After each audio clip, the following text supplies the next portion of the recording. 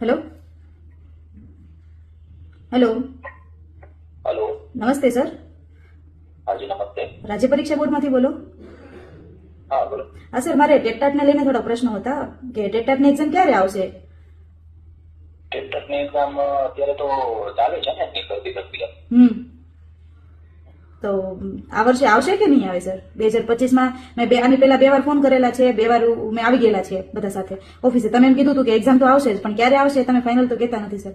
તો મારે એનું થોડું ક્લેરિફિકેશન જોઈએ છે કે ક્યારે આવશે કે નહીં આવે, તો અમને પ્રિપેરેશન કરવાની ખબર પડે.